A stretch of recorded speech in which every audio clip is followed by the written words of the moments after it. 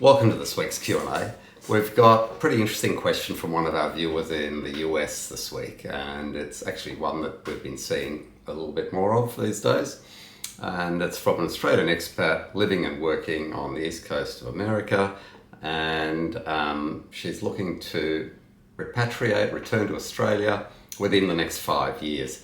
And the question revolves around, should I use the money that I have to buy a house now that I'm looking to live in when I move back to Australia, or should I leave it where it is? And currently, the money's in managed investment funds.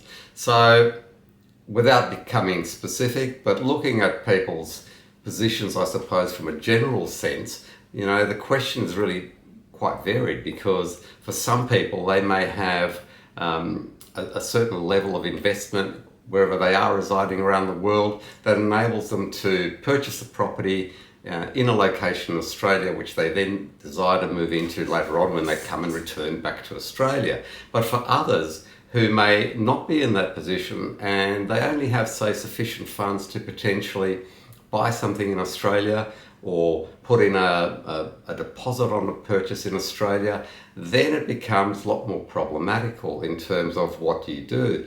And this really depends on many things, your risk profile, I think also your ability to sustain volatility or risk, as people look at it and say, well, look, if something should happen in financial markets and there is a severe drawdown, say, just prior to someone looking to repatriate back home, then that could have a fairly sizable impact on someone who doesn't have a large surplus of funds. Whereas for another person who has more than sufficient funds, it's not going to have that impact at all, because they simply need to then look at seeing what they're going to do in terms of riding the situation out or making some other move or not making that move.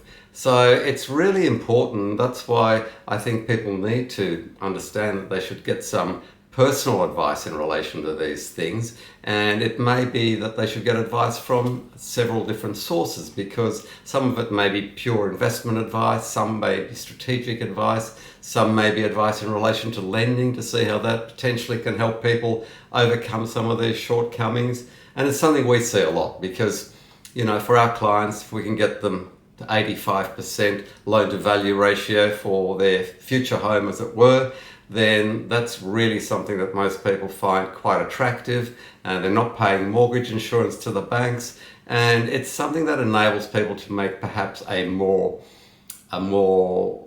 conservative judgment on what they're going to do, because they don't have to then think about betting, as it were, betting the house. I'm going to buy the house now as opposed to later, or vice versa. What's the right answer? And quite often things aren't quite that simple, so you really need to think that through. Anyway, look, if you found this of interest, then please subscribe to our YouTube channel and click like.